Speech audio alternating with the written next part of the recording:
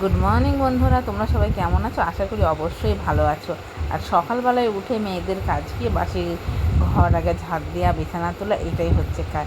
আর বিছানাটা তোলা হয়নি কারণ ছেলে ঘরে ঘুমাচ্ছে, সেই জন্যে ভাবলাম বিছানা পরে তুলবো, আগে বাসি কাজগুলো করা যাক, তারপরে স্নান সেরে একবারে ঘরের বিছানা তুলবো। আর সকালে ঘর ও ঘর সব ঘর ঝাঁট দিয়ে চকাটে মকরে জল দেওয়া হয়ে চলে এসেছি উঠোনটা ঝাঁট দিতে। বাসি উঠোনে রোদ লেগে গেছে, দেখতেই পাচ্ছ, সেই জন্য ভাবলাম আগে উঠোনটা ঝাঁট দিতে। আর উঠোনটা ঝাড়মার দেওয়া হলেই তারপরে ঠাকুর ঘরে বাসনপত্র সব বার করা হয়ে গেছে। আবার ঘরের এঁঠো বাসন সেগুলোও বার করা হয়ে গেছে। সেসব বারমার করে তারপরে গোবর মাটি গুলেই চলে আসলাম যে বাসি উঠোনে ছড়া মুছতে।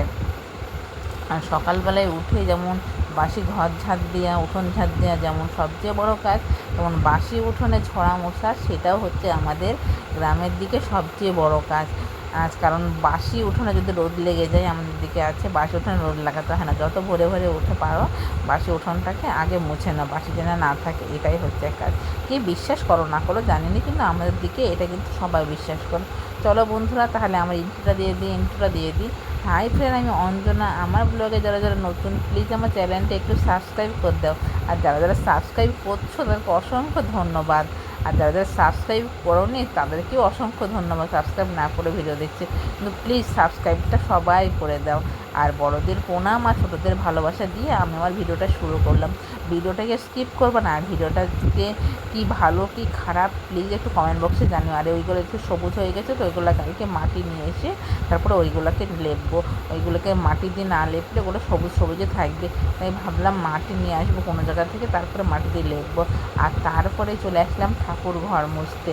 সকালবেলায় যদি তুমি সব কাজ করো কিন্তু ঠাকুরের ঘরের কাজ না করো, তাহলে ভাববা যে সকাল থেকে কিচ্ছু হয়নি। আর আমি যে কাঠটায় মুছছি না, ওই কাঠটায় ঠাকুরকে সেবা দিই।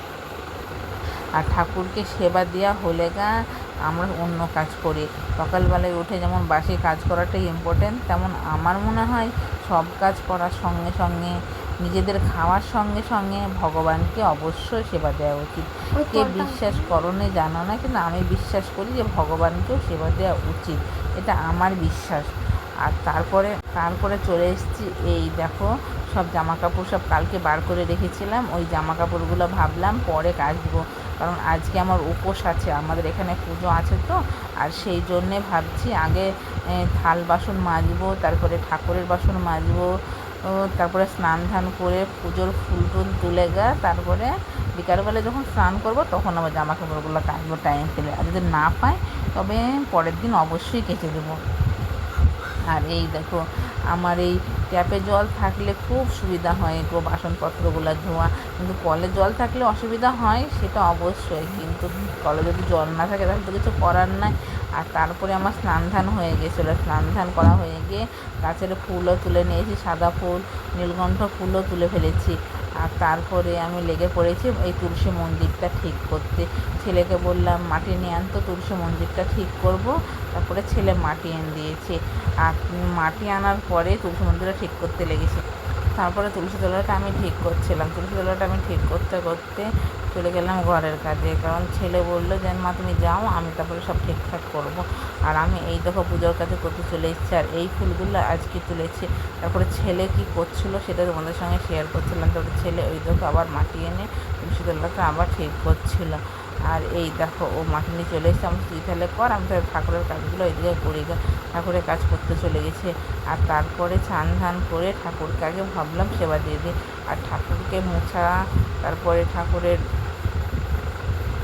শিবলিঙ্গটাকে পরিষ্কার করা, ঠাকুরের গা মোছা সব হয়ে গেছে।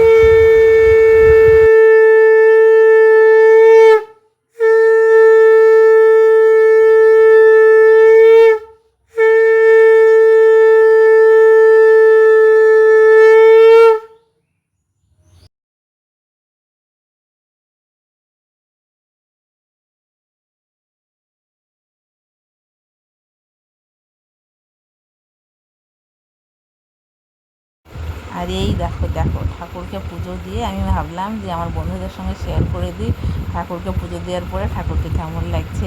আর ঠাকুরকে পুজো দিলে আর ঠাকুরকে না পুজো দিলে দেখবে মনে হয় ঠাকুরের মুখ চোখ শুয়ে গেছে শীতের জ্বালায়।